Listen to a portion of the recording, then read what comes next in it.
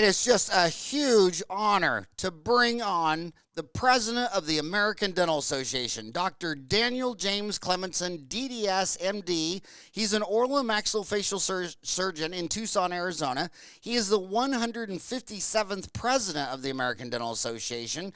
And what's interesting is the first president of the American Dental Association was also a DDS, MD, William Henry Atkinson, who lived 1815 to 1891. He was the president of the ADA from 1860 to 1862. God, I was born in 1960, so he was 100 years before I was even born. And he lived 1815 to 1891. So, my gosh, the first and the current president are a DDS MD. He also served as the 14th District trustee to the ADA Board of Trustees and served in the ADA House of Delegates from 2004 to 2014. He's a past president of the Arizona Dental Association, the Southern Arizona Dental Society, the Western Society of Oral and Maxillofacial Surgeons, and the Arizona Society of Oral and Maxillofacial Surgeons. During his career, he has received numerous awards for his dedicated service. He earned his dental degree from the University of Southern Cal School of Dentistry and his medical degree from the same place. In addition to maintaining a private practice in Tucson and Sierra Vista, he is an attending oral and maxillofacial surgeon on the cleft palate and the craniofacial team at Children's Clinic. I can tell you from being a dentist in Arizona since 1987, he is an absolute legend in Arizona, and now he's the president of the ADA. He's going to be a legend for all you folks too.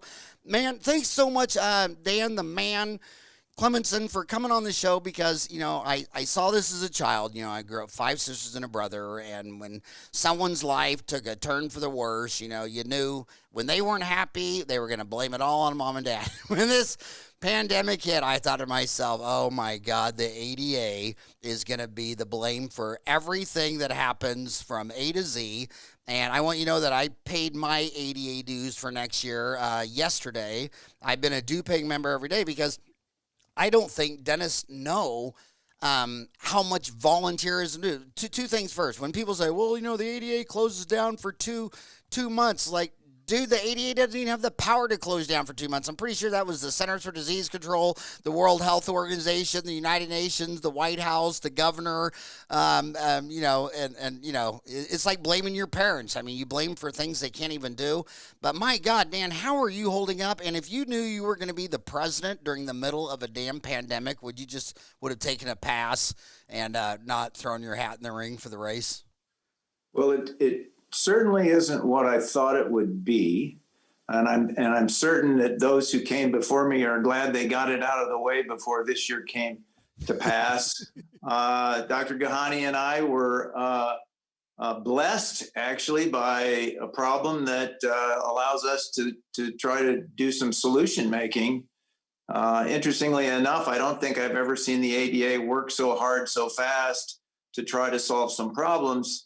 And as clearly as everybody can see, the problems still come up. We still haven't figured out this pandemic, and it will go on for some time. But I think some of the efforts that we've made in the past 9 months have enabled us to get back to work. And what we at the ADA are trying to do is keep us all at work, despite the ever-increasing size of these surges.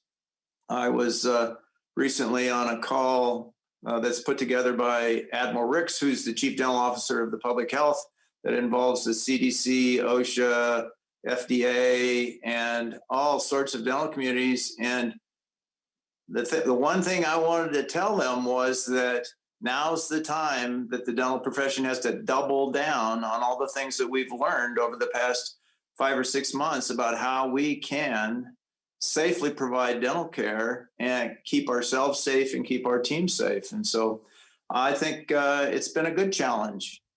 You said that was Timothy Ricks? Yeah, Tim Ricks is the admiral. He's an admiral in the Public Health Service, and he put together this very early on in this pandemic, a thing called, he calls it the public-private partnership. And it started out small, and now there's about 60 or 70 participants about once every month or so to get together and just discuss what is going on in their individual society, association, or area of dentistry. And it has been very good because we have to get through this together. No one organization and no one person can resolve this. But if we know we can hear each other's problems and learn from each other's problems, it is phenomenal. He sends out more links than I could possibly look at and learn over probably the next 2 years. And so it has been a blessing. Well, I know, it's dentistry uncensored. They always want me to ask the questions that nobody wants to talk about or knows the answer to. And you're a double doctor. You're an MD and a DDS. And every dentist on Dental Town is asking every other doctor of dental surgery, are you going to take the vaccine? If I drove up to you with that vaccine right now, would you show me your shoulder and take it, or would you sit back and wait? I would absolutely take it. And in fact, in Tucson, the Moderna trial was looking for participants, and I volunteered. I did not get selected, but I've been notified that my hospital will be giving active staff members who are seeing patients in the hospital vaccines beginning next week. And I will be getting my appointment and seeing if I can get on that line. Now, I read in the newspaper, the same news everyone else reading, that when they're shipping out, you have to buy something like 995 at a time, or get 995 at a time or something. And they were saying that it was it should go to doctors on the front, or healthcare workers on the front line, and nursing home people. Do you think dentists will be earlier than the general public as a healthcare worker, or do you think we'll be in line, the same line as our patients? Well, right now, we are in tier 1A, okay, which means 1 is the best. A is the first of 3 different categories in that tier. And so we're considered healthcare workers. Now, within that tier, there will probably be some groups that are prioritized higher than outpatient dentists. For example, if you look at, and each state will determine their own.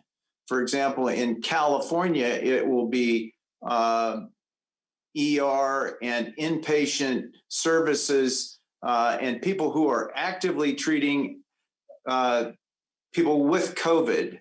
And then after that will come outpatient facilities with healthcare providers, and dentists are either going to be considered in that group or actually the next group down. It's my personal feeling that dentists should be considered as any other outpatient ambulatory healthcare provider should be. And so I think we have to be up there near the top, but clearly, if we do not actively treat COVID patients, we should step back and allow that group to be vaccinated initially. And then those of us who see patients in our offices and could be exposed or potentially are exposed should be pretty close to the top. Well, I knew you would be so smart and know all this stuff. I mean, I haven't even heard what you're talking about. Staff in Tier 1 community clinic, in Tier 2 in dentistry, and Tier 3. That is I have not even heard of these tiers. Well, the National Academy of Science, Engineering, and Medicine had kind of a roundtable perhaps a month ago or 3 or 4 weeks ago. Dr. O'Loughlin was on it representing dentistry, and that's where they took public comment on developing these tiers. So they developed it. The CDC has followed that as well. They send it out to the states, and the states are going to decide how they want to do it. In Arizona, frontline hospital workers and healthcare workers and nursing home individuals are first in line. In Arizona, they're going to put teachers up relatively close to the top because it's Governor Ducey's desire to make sure that we can keep kids in school. And so every state is going to be a little bit different. And the other thing that's a huge problem with these vaccines are the logistics, particularly because the 2 first vaccines to be released both require significant refrigeration. I believe the Pfizer vaccine requires -70 centigrade, and they ship in lots of 1,000. And so this isn't something that individual dentists or even small clinics are going to be able to access. In Tucson, Arizona, with a metropolitan population of about 800,000, it's only going to the two major hospitals, and they will serve as the centers to distribute that. At some point in time, there will be vaccines that can be refrigerated, and what most physicians and most dentists would have in their office. And so if there becomes a time when dentists can actually provide vaccines, hopefully we will be able to manage it with one of those types of vaccines, because clearly none of us can go out there and buy refrigeration that meets the requirements of this particular vaccine. Yeah, 70 centigrade. My God, that is a little chilly. Minus 70 degrees. Minus 70 degrees. That's dry ice. Yeah, that's 203 Kelvin. We always talk about, the metric to imperial math, and it seems like we use metric in ammunition, drugs, some things. But I always thought the people who want to live on Mars and the moon, if we just would switch to Kelvin, I mean, at nighttime, on the dark side of the moon and Mars, it's 5 degrees Kelvin. So minus 70 degrees Kelvin, minus 70 degrees Celsius is still 203 Kelvin. I think if people realize what 5 degrees Kelvin was on the dark side of the moon, you don't see it moving to Antarctica. And Antarctica is over 200 degrees Kelvin on the coldest day of the year. And they want to go live on Mars? It's like, I'm pretty sure they don't know what they're talking about. And by the way, back to the what you guys do. I've lectured 1,000 times. I've seen you in so many seminars and conventions and meetings. My God, how many thousands of hours have you spent to get to where you're at today? In a volunteer situation, I don't know if I could count it up. I find that very interesting. I had partners in my group that had both served in oral surgery leadership, and so I kind of supplemented the practice while they did their work, and I learned from them, and I saw the benefits coming our direction if we just stayed involved, and so it was a natural for me. And you guys have doubled down, tripled down what you guys have done during this convention. It's just crazy how hard you guys have worked. I cannot believe how you guys have just massively stepped up. So is it? And the other thing, Fred Joel talks about everything is marketing, and I've always thought, that the ADA, I don't think people know what's going on, but there's 1 million attorneys, and there's 1 million MDs, and there's about 211,000 DDSs in my database for the United States, and those 1 million attorneys are sitting in state legislatures in 50 states every day, and you don't know if they're gonna do something that benefits dentistry or something that absolutely doesn't benefit on dentistry. But when I've been lecturing around, you'll hear dentists say, "Well, what have they done for us?" And I'm like, "Okay, well, I'm in your state. I'm in Missouri. Did you know about this bill? I was just talking to her 5 minutes ago." They don't know anything that's going on, and those are all dentists that are volunteer. How many nights at the end of a day do you just want to drive home and pop a beer and turn on ESPN, and some other dentist has to drive all the way down to the ADA building and argue with 10 other dentists till midnight? I think you guys I think what you do is amazing, and it goes back to your parents. You might not think your parents are perfect, but they're the only parents you've got, and I'm pretty sure the ADA is the only one standing up for the dentists to the 1 million attorneys. Well, we certainly try. Life is difficult. Business is complicated. We have a piece of the pie that we want to keep, but we're in the game with a lot of other individuals, and those individuals are working just like us to maximize what they do as well. And so I always tell people it's a little bit like a game of tug of war. and we'll push a little bit. They'll pull a little bit. It'll go the other direction. I think advocacy is one of our big strengths. We certainly have a great staff in Washington, D.C. We have facilities on the House side, facilities on the Senate side. We have good working relationships, and we even rent those areas out so that those congressmen can use our facilities and for their benefit, and it makes the ADA look good. And when they have a question, they come to us, and so we've done very well in that. Well, so where are we at now? Do you think now that they're doing vaccine trials and now the mood has shifted to want to know about the vaccine? Is it light at the end of the tunnel? Do you think we've passed the 50-yard line and are now going into the red zone, and this might be gone April, May, June, July?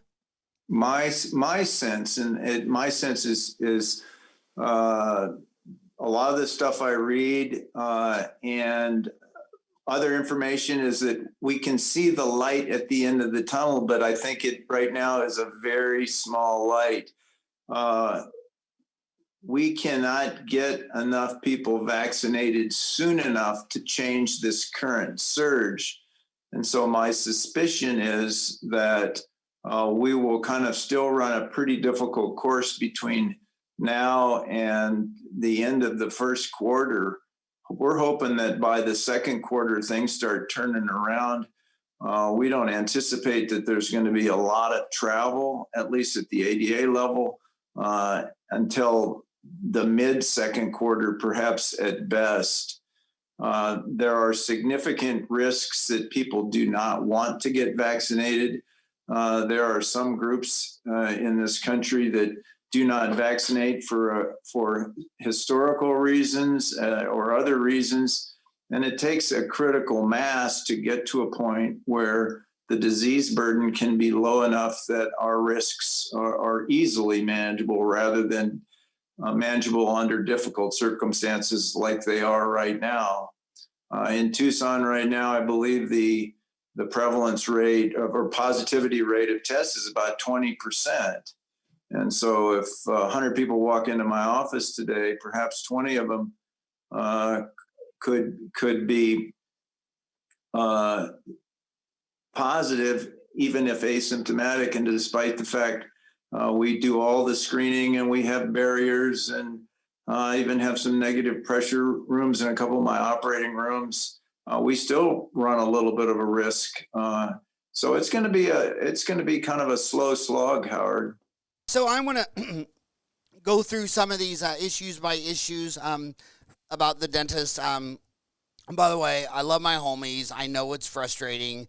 I'm 58. My boys are 30, 28, 26, 24. It's been a frustrating year for everyone. It's killing my mom. I used to think my mom was really, really religious because my two oldest sisters are nuns. She's always going to church. But I realized in the pandemic that, she never came home from church and talked about theology or anything. I'm realizing it's a big social deal. I mean, she had her Catholics Bowling League or the Catholic Church Wichita Widows Club, and just being cooped up for a year is just, it's just killing people. So I know you guys are cranky, but they were very, very mad that the dental insurance companies didn't want to cover a PPE fee. And by the way, when I was talking to Alan Alliford, the CEO of Delta Dental of Arizona, he asked me one time, it was a great question. He says, why do people always blame it on Delta? I mean, we do this, but it's Blue Cross Blue Shield. And that is so true. Whenever you're talking about a dentist, they'll say, oh, yeah, and Delta won't even cover for this and that. And I'm like, okay, well, first of all, the claim in your hand is Blue Cross and Blue Shield. It's United Concordia. So they're just the biggest brand name. So instead of saying dental insurance, they say Delta Dental. But the whole not covering the PPE fee, what was your thinking of that? And I was thinking about that because I just read the ADA fee survey that just came out, which is a very nice service. But what did you think of that whole controversy? Well, in reality, everybody understands that our costs are going up, and whoever's providing services legitimately should be able to seek reimbursement for costs. Now, we also have to understand the fact that we have contracts that we've signed with many of these third-party payers, and at some level, we have to honor these contracts. Now, on the other side, for about 2.5 months, people didn't go in to see us, and so there were zero claims going in, or very minimal claims going in, yet premiums were still being paid. And so the third-party payers were certainly collecting on their end, but we're not having to pay out because care wasn't being done. Some of the third-party payers were gracious and recognized the fact that it would be helpful for them to, one, help us, and two, also help with how people perceived what they were doing. Going forward, to be real honest, I don't think a specific fee for PPE is reasonable. Our fee should be adjusted accordingly for all the procedures we do, rather than a separate fee for PPE. But that's going to take negotiation. It's difficult dealing with some third-party payers. And that's why at the ADA, we are seeking and we are developing a registry. We are trying to get as much data as possible on procedures we do, costs, and all sorts of things, so that we can negotiate with fact. And that is ultimately what will sway opinion. I find it interesting that everybody now understands some of the fragilities of business throughout the United States, whether you're a dentist or you run a school or you have a restaurant, God forbid, or a bar, because the whole thing comes crashing down rather quickly, and none of us have those types of reserves. But disease progresses no matter what. We may be able to avoid going to the bar, but it's awful difficult after a while to avoid going to see your physician or your dentist. And so at some level, those who make the decisions, namely legislators and officials, have to understand that we have got to find a way to make our healthcare system work. And that means on a clinical level as well as on a business level. And so the ADA certainly feels that that is a high priority for us and for our members. Of all the and again, I it's an honor to be podcasting you, and so it feels troubling to keep asking you these troubling questions. But of all the ridiculous things, I know everyone's cranky. I know they're upset. I know it's been a horrible year. But at least you know, we're gonna get through this. But I was wondering, I thought it was bizarre that, you know, like you take a country like France. France is where dentistry started. I mean, Pierre Fauchard started in France. He was the first he was the first barber surgeon to stop the barber stuff and only go dental. It was another century before G.V. Black. But to this day, France only has 3 specialties. And some countries, United States has, you know, when I got out of school, they had 8, now they are 9, now they have 12. And my gosh, they, now there's 12. There's oral surgery, endo, perio, pediatric dentistry, orthodontics, prosthodontics, dental anesthesiology, oral facial pain, oral med, oral path, oral radiology, and dental public health.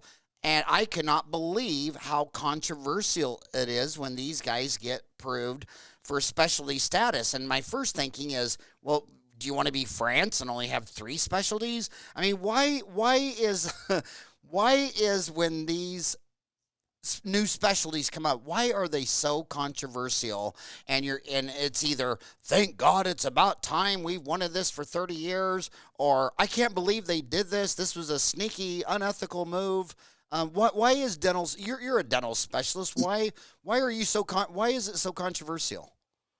Well, for me, a lot of it goes back to business. We all compete with each other, and if you read anything about behavioral economics, you know, fear of change is dramatically harder to deal with than the possibility of something good around the corner happening. And so that is probably what drives it. I find it interesting. And in dentistry, we are as split actually as our country is about a number of issues, and specialties are certainly one of them.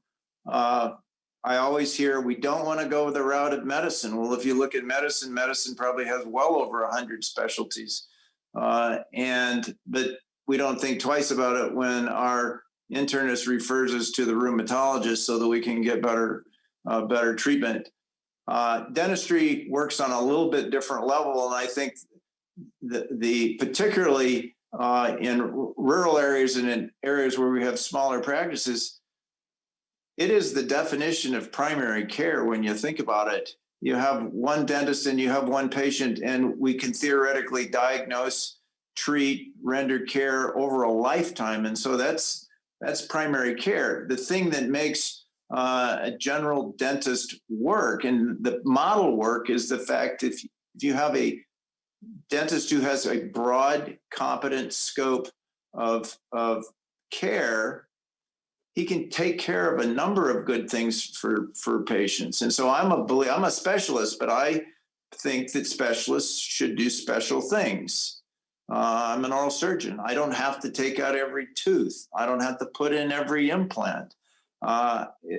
We need to do special things, but we oftentimes prioritize or categorize our practices, and we understand what we do good. We understand what we don't do well.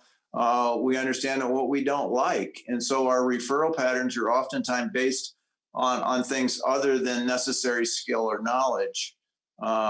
And so it will continue to be a controversy for the foreseeable future. It's been one ever since time began. I told you I like to read about history, and I've gone back and read the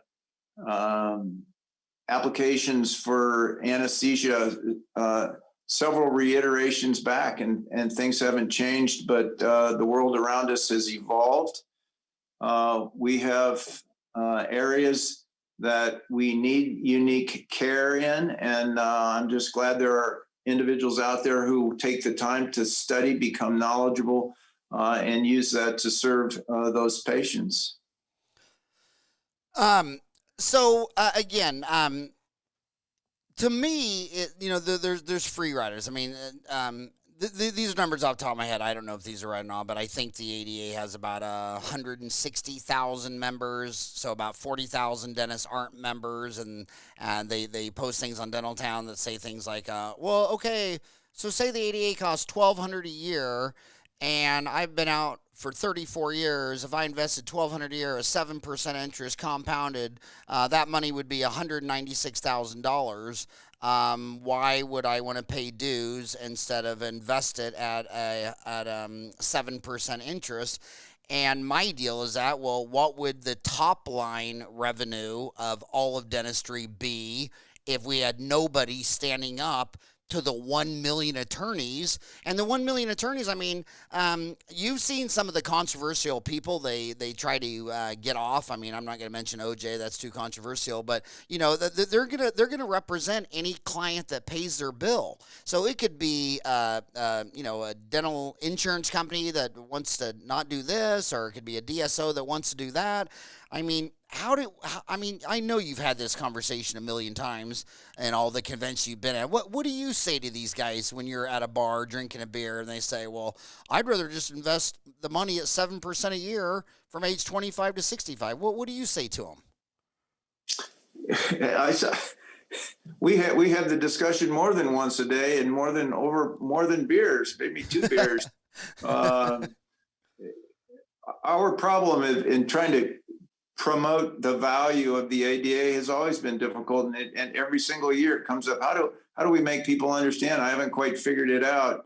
I always like to revert back, and you're old enough to remember the movie A Few Good Men with Jack Nicholson, and they're guarding the United States from Cuba, and he says to the attorney, you need me on that wall. You want me on that wall, because what we do is protect everybody inside that wall, which are all the dentists. Most people don't understand the things that happen are oftentimes invisible. The great example was in the 80s, after the HIV/AIDS crisis, which we got through okay, OSHA came about. If it wasn't for Charlie Norwood, a dentist in Congress at that time from Georgia, the OSHA requirements that we find so onerous now would have been dramatically worse. And so the money saved just by that one man's work at the bequest, and he was a dentist at the bequest and with the help of the ADA, has saved us much more than what we would ever have spent over a number of years. I want people, I pay my dues because I want the people in leadership and the people in those organizations to do what I don't have the time to do, the knowledge to do, or the resources to do. And that's advocate, stop bad things from happening, try to slow the changes that are being pressed on us by regulation from a government standpoint or bureaucracy by third-party payers. That's what I pay them for. I belong to the ADA on all the components, all the oral surgery components, cleft lip and palate society components. I'm even a member of the AMA, that despised group that all dentists hate. Why? Because they do some things that protect me. And more importantly, I learn from what they do because they usually get hit with the bad stuff before dentists do. And so I take that knowledge and I transfer it to some of my other colleagues in leadership of dentistry. And so it's a huge value, but it's an unseen value. When you sit down and write that check, you're looking at that check and you're looking at your bank account and it hurts. You don't see all the things you save on the other end. So it's difficult, Howard. Maybe you can help me out one of these days with that answer. Well, I mean, I think you said it best about Charles Whitlow Norwood Jr., DDS, who lived 1941 to 2007, an American politician. I mean, that's amazing. But that's a great segue. Don't we have 5 dentists? We've never had a dentist in the Supreme Court. Obviously, they're dentists, not lawyers. No one's ever been in the White House or the Senate. But don't we have 5 right now in the U.S. Congress? That is correct. And I imagine, what do they think about all this? When you're talking, when you're an MD, DDS, oral surgeon, and the president of the American Dental Association, your name will live in infamy, and they're congressmen. What does the 6 of you? What does it look like to you guys? I mean, what do they think of this whole pandemic? Well, they're all on the Republican side this time, and so they're a little bit more on the conservative side than most. Let's just say, but all as they all want healthcare to succeed, and they all want dentistry to succeed, and that's why we've had such a long time but persistent effort trying to get McCarran-Ferguson passed, and that's Dr. Gosar's legislation that has been submitted a number of times. We have sponsors in both houses. It's passed the House multiple times in excess of 95%, but we've been stymied by the Senate. We've been working phenomenally hard this year in the Senate trying to get it attached to other bills. We're in a lame duck session right now. I'm not sure if we're going to see progress in this Congress, but we haven't given up yet. Anytime we have dentists in Congress or in any leadership position, even if it's at a state level, it's phenomenally helpful because our values can be brought forward, and it's just so critically important that we don't get looked at because there's no one in the room to vouch for us. And all 5 of them clearly love dentistry and clearly vouch for us. You called that the McCarran bill? McCarran-Ferguson. McCarran? Oh, okay, there it is. McCarran-Ferguson Act. Okay, so says U.S. Congressman Paul A. Gosar. By the way, Gosar went to Creighton. We were both in there. I was on the 9th floor, and I was in 915. And oh my gosh, who was 2 doors down? Joe Dovkin, the endodontist in Paradise Valley that passed away. But Gosar was the floor beneath. And when I got mugged, he when they brought me in, I got mugged.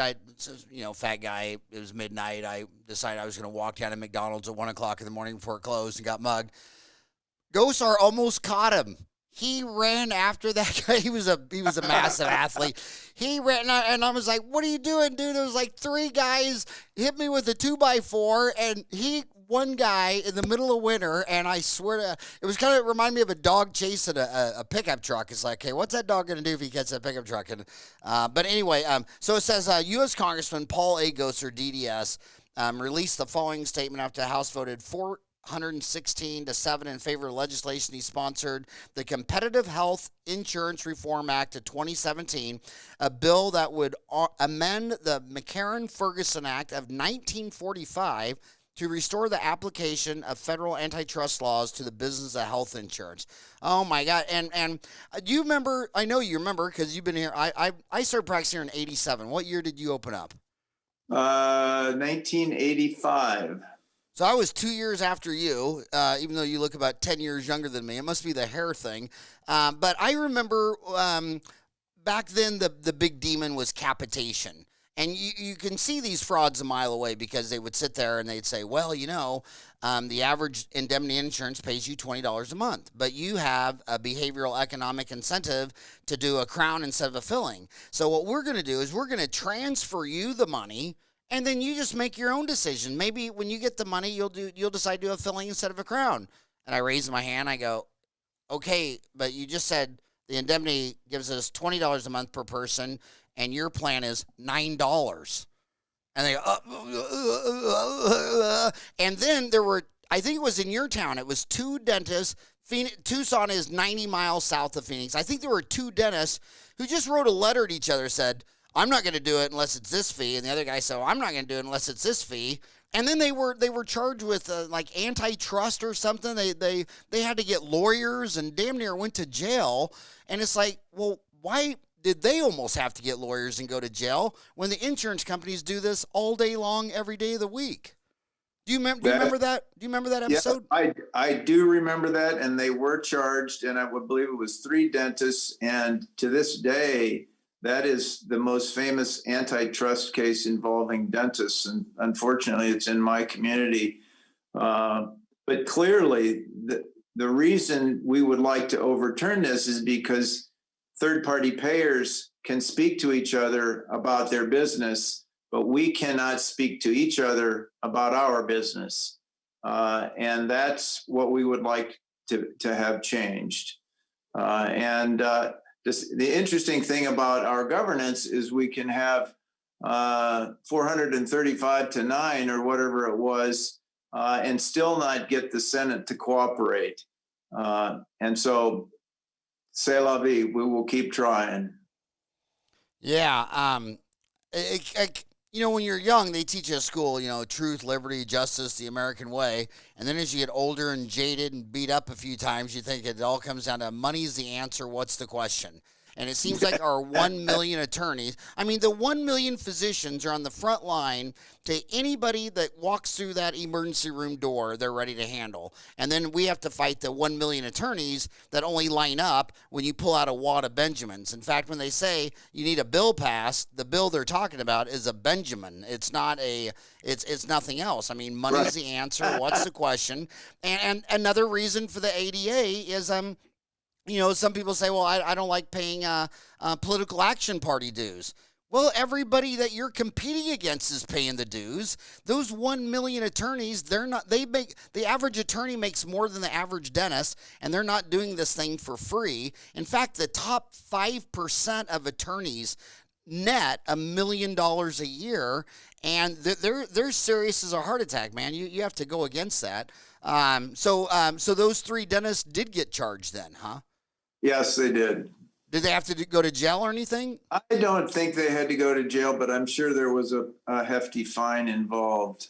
Oh yeah, and that's just so sad. Hey, if you ever run into them, that'd be a great podcast. Send all three of them an email and CC me, Howard at dentaltown.com. That's my only email. And my gosh, that would be, I would love. Oh my, now Paul, he probably couldn't come on that because they got to watch every word they say. I mean, I can't imagine a politician doing an hour podcast, unscripted, off the cuff, on a podcast called Dentistry Uncensored. That doesn't sound like a very good idea. If he's your friend, I don't think you would advise him to do that.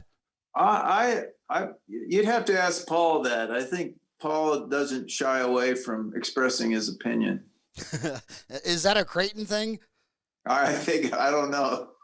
Hey, I want to ask you another thing. I mean, so we go back to 1900. Healthcare is not even 1% of the GDP. There's no specialties. A century later, 2000, it's 14% of the GDP. The MDs have 58 specialties. We had 8 or 9. Now it's 2020. Healthcare is up to 17%. We've added more specialties. Now there's 12. These kids come out of school, and I love their enthusiasm, and I know what it's like to be a 24-year-old graduate from dental school, and you're just ready to go. But, man, they want to do everything. They want to learn how to place implants and do Invisalign and do silver diamine fluoride and this and this and this and this. And I don't want to be the jerk that kills their enthusiasm, but I'm telling them, like take implants. I mean, I got my diplomat in implants. I got my fellowship with the Mish Institute. I mean, I stopped when it got to bone grafting, and I thought, dude, I would have to stop for a year just to learn bone graft. I mean, you can't learn every single thing out there.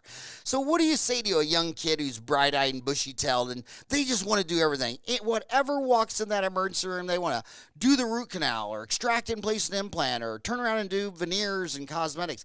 How do you get a kid to channel and say, look, dude, you're going to have to pick one thing, and if you just pick one thing, trust me, it'll take 10 years to master it. So if you're going to go do 12 specialties, you're going to have to practice at least 120 years. What do you say to that kid? I always try to encourage young people to do one thing predominantly, and that is treat your patients right, treat them like family, and make your decisions as if you're treating family. Those of us who do, the more you do, the better you get. The broader your experience, the better you get. And so you have to go slow, have a great mentor, learn things correctly. Don't be afraid to know what I call conventional as opposed to new technology as well. I'll learn everything you can, but go slow and be patient, and always treat your patients right. And I'm gonna be honest about my ADA dues. When I pay my ADA dues, I should be paying the dues for all the things we've been talking about, the big picture, the macroeconomics, how they're fighting the 1 million attorneys and all that kind of stuff. But I'm kind of a selfish bastard that pretty much pays my dues for a lot of selfish reasons, like ADA life disability. It's the cheapest one I found out there. I mean, and a lot of dentists, I thought it was interesting where they weren't members of the ADA, but then they go buy a practice and they're 5 years out of school, and then the broker says that for this bank loan, we require a life and disability against the loan, and then they start shopping around and they find out it's cheaper to join the ADA and buy the life and disability loan than go out there and get a loan. And that's what I'm trying to tell you. You're just a homie. I mean, look at you right now. You're driving in your car alone on the way to work. I hope that's what you're doing. I hope you're not that poor bastard on the treadmill for an hour. If you are, just get off the treadmill right now. It's overhyped, but they're all by themselves. They don't see this big country in an industry that's doing, $120 billion a year. And you can't get life insurance and disability cheaper by yourself than with the ADA. I mean, you just can't. And I mean, there's so many benefits other than just the altruistic things. Well, that has always been one of the phenomenal benefits of ADA membership. Great West is now protective life, but it is exactly the same in terms of the benefits that are provided. It is substantially less expensive, and that's what the ADA works to keep. We want high value, and we want a member benefit. And so, yeah, it is, I partake in it. Very good. Yeah. Let's go. I want to switch back to COVID-19. You and I, this is our second rodeo with the virus. I mean, it was 1979. I graduated from high school in 1980.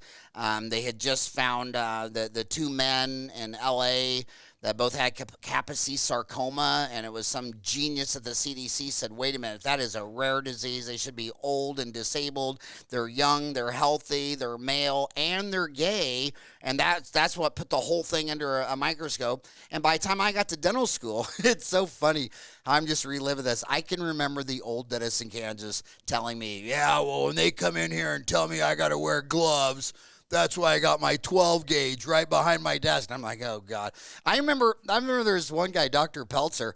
He got mad just when dentists started sitting down. I mean, he thought he thought that was a sign of the times a coming. You know, that now they're sitting down in a chair and they're wearing gloves and we made a lot of changes. I mean, we were prepared for the coronavirus because we dealt with AIDS 30 years ago. I remember I almost cried when they took out my 8 cuspidors. I mean, I love those cuspidors, and they're just like, dude, that's a cesspool. I actually got in trouble one time. I did a root canal on a person, and the infection was really crazy, and I didn't know what was going on, so I'm calling everybody, and they go, well, when's the last time you had a CFU test on your water lines? And I'm like, okay, I don't even know what a CFU is, and they're like, colony formation. Anyway, long story short, they came out and tested it. It was off the charts, and they said, look, you can't have city water going across a city that's 115 degrees outside, going all the way to your high speed. So we took out the cuspidors, we took out the water lines, then the bottled water, the mask, the gloves,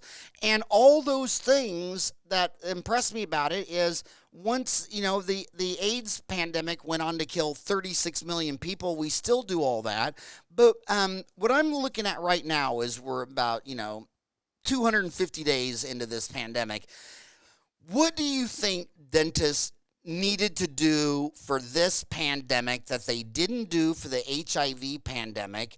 And what is real that's going to be here for those young kids coming out of school? What are they still going to be doing 30 years later because of COVID-19? And then what ones are hype where you're like, okay, they were panicking in the middle of the pandemic, like oral surgeons. Some were talking about making all their rooms negative air pressure rooms. So succinctly, what did you do for COVID-19 that you had not done for HIV and that you think we'll be doing 30 years from now versus what do you think might be overkill? Well, I think clearly our experience with HIV/AIDS gave us a big step ahead. And I was training at Los Angeles County Hospital between 1980 and 1985. And so I was right in the middle of the entire event. And so I understand it very closely. That was a blood-borne disease, and most of the changes that instituted essentially protect us against blood-borne diseases. COVID-19 is much more aerosolized, and despite the fact so is flu, I think we can all recognize that there are some differences. Early on, we certainly didn't understand what all those differences were, and that included the medical community, the dental community, most communities. We actually followed medicine in terms of decreasing the volume of patients we were seeing and slowing down and trying to develop mitigation factors. But that slowdown actually allowed us to understand the disease a little bit better and try to figure out what were going to be reasonable mitigation factors that we could take that wouldn't totally dismantle what we do. And that's why I think some of the things that we've done have been so successful. There are still things we do not understand about it. And despite the fact that during the slowdown, there were many people who never slowed down. And despite the fact, since we opened up again, millions of people have been treated, it wasn't until really this week that any case identified to a dental care provider was identified, and that was a dental hygienist who was working in a nursing home in New York. There's the CDC still hasn't identified a cluster associated with a dental practice. That's the last thing we want. That's the last thing I want. And that's why I tell everybody now's the time to double down. With the prevalence as high as it is, the reason we can do what we do is because we have been shown to be safe and we take the right precautions. How long this will last will certainly depend on the effectiveness of the virus and disease prevalence in the community. I certainly imagine that the CDC and government agencies will up their game, as they should, relative to this particular disease and other similar diseases.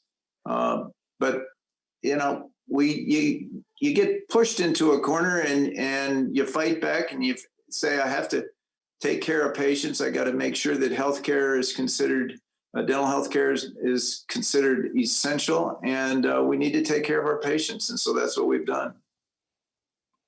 Nice answer. I want to go back. I left a question up on that McCarran-Ferguson Act in 1945. It's a recurring question on Dental Town that goes all the way back to St. Patrick's Day, 1999, when we started this site, which is, why can't dentists unionize? Would the ADA be different if instead of the president of the ADA being Daniel James Klemmedson, it was Jimmy Hoffa? And should we be a union? Should you be the president of the Teamsters and the Teamsters Dental Union? Or is it always going to be a professional American Dental Association? My suspicion is the ADA will always be a professional, independent member organization. There are efforts in parts of medicine, particularly with residency training groups, where residents are trying to unionize for the sake of negotiation, predominantly for their own healthcare benefits and pay. You know, unions have to negotiate as well. If we can get through this McCarran-Ferguson, we'll have a better chance of negotiating as a group potentially. And to be honest, the value of McCarran-Ferguson isn't so much we might be able to talk to each other. It's that we're kind of stopping the other side from talking to each other. And if this passes, that will allow the Department of Justice and the Federal Trade Commission to more freely investigate third-party payers for things that they may be doing wrong. All right. Well, hey, again, thank you so much for your 10,000 hours of volunteerism, all the meetings you've gone to, all the state meetings. God, you've been to every state in the United States. How many times? Well, I would have been to a heck of a lot more had this year not been virtual. Oh, yeah, I haven't done much traveling this year, but I've been to a number of places, and I'm looking forward in the late spring to get back out there. But we'll see. The work of the ADA is going to happen regardless of what goes on with this pandemic. The work that we do is there for members and non-members alike. We love everybody to be members, but we solve problems that help everybody, and that's our goal. And did Chad leave you a note when he left and you took over? Was it? Did he leave you a card or a note, or was it just 2 words? Sorry, dude. Yeah, we're both the pandemic presidents. Interestingly enough, we always give the president and his wife a little gift from the board. And this year was so unique. I had a jeweler friend of mine take the ADA pin logo and lay it on a bed of coronaviruses and cast it in gold. And so he has one of just a couple coronavirus pins. The president and the president-elect have offices on the 22nd floor of the ADA building. I think I've been in mine about 7 times and haven't seen it since March. So we will get the job done, Howard. I know you will, man. You're a legend. I just think, you're like the Arizona's Batman and Superman of dentistry all rolled into one. You always have been. Thank you so much for all that you do for dentistry, that you do for Arizona, and good luck, man. There's 150,000 dentists counting on you. I appreciate it, Howard. You have a great day and stay safe. You too, buddy. Bye-bye.